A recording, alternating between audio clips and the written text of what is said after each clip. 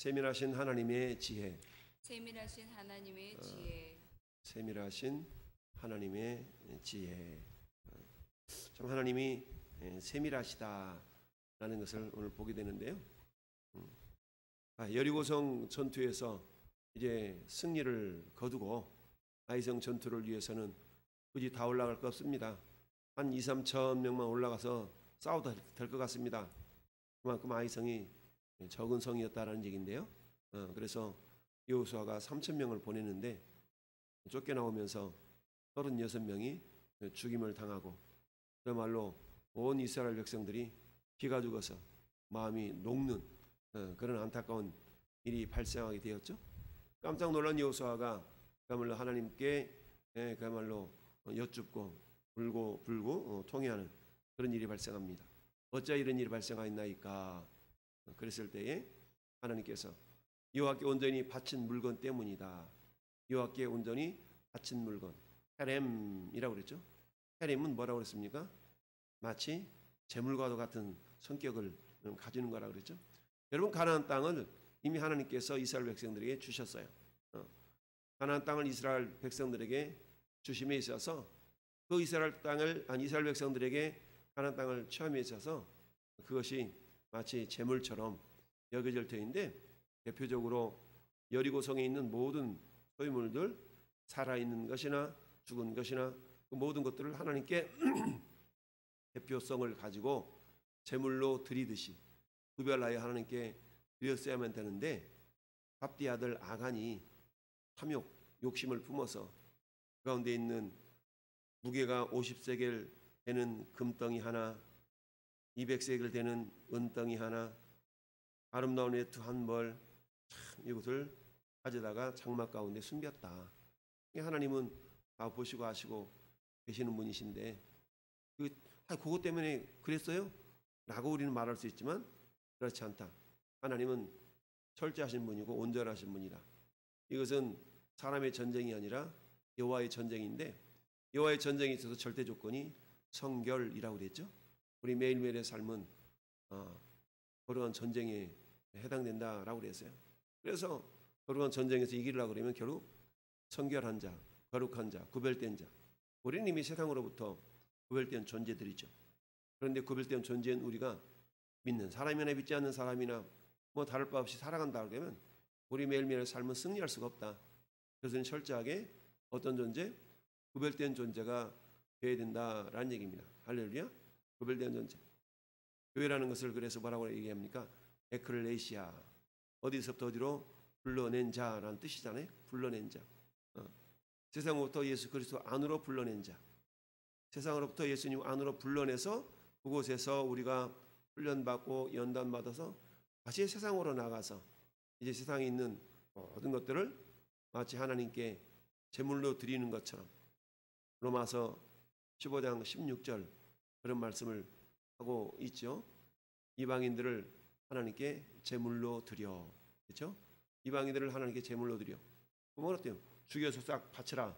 이런 개념보다는 이방인들을 복음으로 그야말로 정복해서 그들도 함께 하나님 앞에 드려진 삶이 될 수 있도록 구별된 존재가 되도록 그렇게 하라라는 그런 의미가 담겨져 있는 것이죠.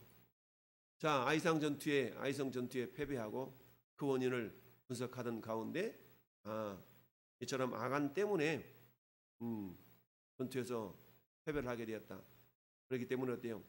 이 여리고성에 있는 모든 것들을 하나님께 구별되어서 제물로 바치듯이 헤렘, 온전히 바친 물건이 되어야 되는데, 신할산 외투 한 벌, 200세겔 되는 은덩어리, 또한 50세겔 되는 금덩어리, 이것 대신에 아간이 같이 헤렘이 되어야 된다. 이 아간에 속한 것들이 헤렘에 대해서 하나님께 바쳐져야 된다라는 얘기죠. 결국 그 일로 인하여서 아골골짜기에 아간이를 데리고 아간에 속한 모든 것들을 데리고 와서 불로 쳐서 심판을 하고 그걸 불사르는 안타까운 일이 발생하게 됩니다.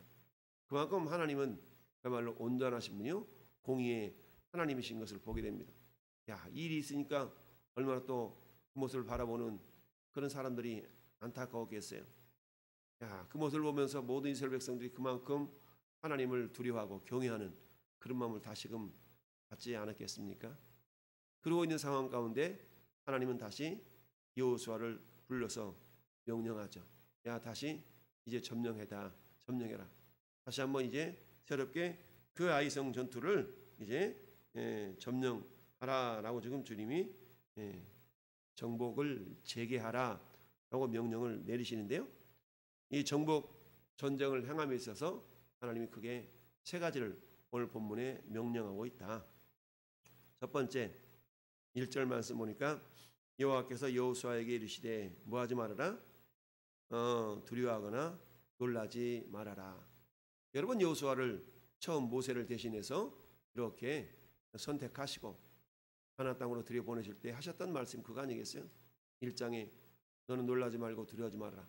내가 모세와 함께 있었던 것 같이 너와 함께 있을 것이다 라고 하나님이 말씀하셨어요. 이 말씀은 오늘날 우리를 향한 말씀과 동일하죠. 우리를 향해서, 세상을 향해 겁먹고 있는 우리를 향해 두려워하지 말고 놀라지 마라. 내가 여호수아와 함께 있었던 것 같이 김집사야, 이집사야, 내가 너하고 함께 있을게 라고 하나님은 오늘 우리에게 말씀하고 계십니다. 그래서 첫 번째는 뭐예요?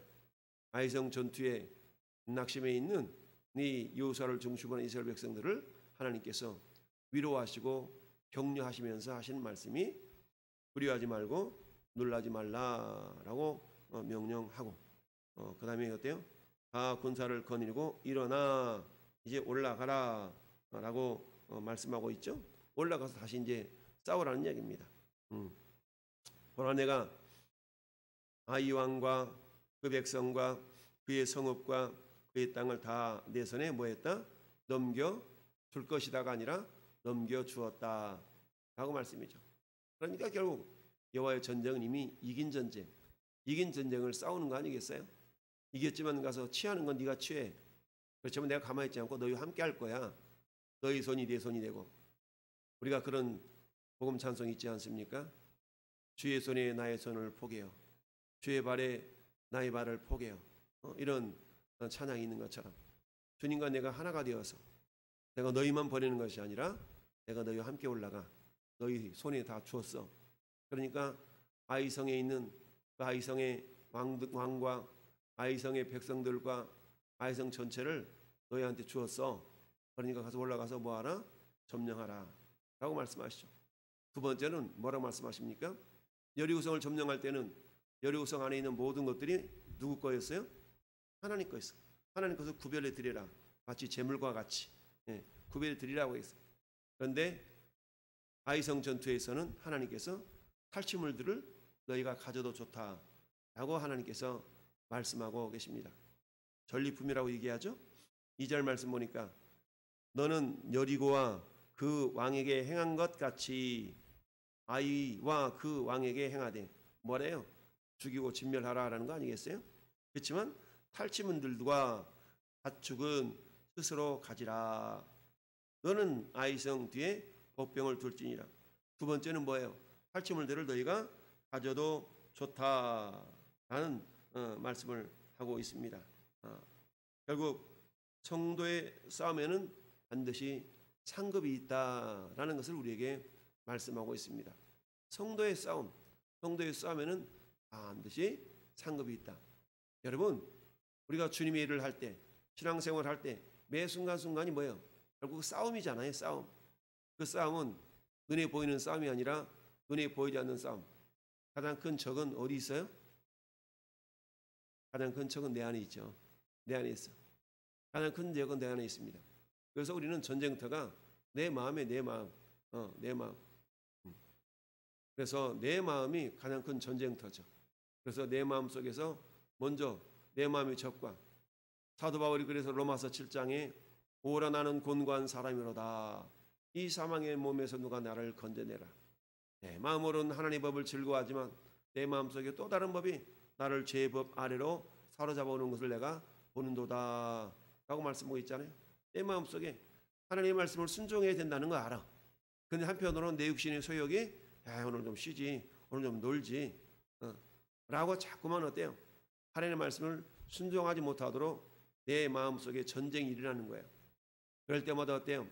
우리 내 마음을 다스려서 너희는 성령을 쫓아 행하라. 그럼 육체의 욕심을 이루지 아니하리라. 육체의 욕심은 사망이요 성령의 생각은 생명과 평안이니라. 그러니까 사망과 생명 사이에서 날마다 매 순간마다 우리 마음 가운데는 전쟁이 일어나는 겁니다. 마귀가 뿔 달고 우리 앞에서 나와라 이러지 않죠. 마귀의 유혹에서 질 수밖에 없었던 가룟 유다. 성경은 사도행 요한복음 13장에 뭐라고 말씀합니까? 마귀가 가룟 유다의 마음에 예수를 팔 생각을 집어 넣었더라. 마음에 생각을 집어 넣었어요. 오늘날도 역시 마찬가지. 사단은 저와 여러분의 마음 가운데 생각을 집어 넣는 겁니다. 우리가 못 이길 것 같아. 그거는 3,000명만 올라가면 될 것 같아. 생각을 집어 넣어주는 거죠. 따라서 저는 여러분들은 우리 마음속에는 뭐가 있어요? 우리 마음속에는 가나안의 7 족속이 있는 것처럼 우리 마음속에도 가나안의 7 족속이 있듯이 있는 거예요. 각 영역마다 이 부분은 이래서 안 될 것 같고 저 부분은 저래서 안 될 것 같고 그런 요인들이 다 있다는 얘기죠. 따라서 우리 마음속에 있는 그런 적들을 우리는 먼저 싸워 이겨야 됩니다. 그런데 그 적들이 얼마나 단단합니까? 고린도후서의 말씀 보니까 견관진이라고 진. 우리 마음속에 진지를 구축하고 이놈의 것이 안 나가려고 그래 적들이. 그러니까 때 우리는 그 싸움을 싸우는 겁니다. 할렐루야. 네.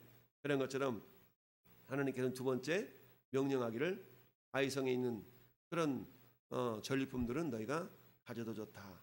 하나님께서는 이처럼 성도의 거룩한 싸움에는 반드시 보상이 있다라는 거고. 그리고 우리 1절에서는 상반절에서는 2절 상반절에서는 여리고 성 왕과 그것을 행했던 것과 같이 행하라. 이건 뭐예요? 철저하게 죄와 타협하지 않는 그런 신앙의 삶을 할 것을 우리에게 명령하고 있는 것입니다. 야, 저거 한 벌쯤, 저거 한 덩어리쯤, 그 많고 많은 것 중에 한 덩이 슬쩍 했는데 모르겠지? 근데 다 하나님은 보시고 계시더라. 하나님이처럼 우리에게 명령하신 오늘 이스라엘 백성들의 3가지 명령, 마지막 3번째는 뭡니까? 야, 하나님께서 작전을 명령하시죠. 어떻게 이 전쟁에서는 어떻게 싸우라? 성 뒤에 복병을 둬라라고 말씀하시죠.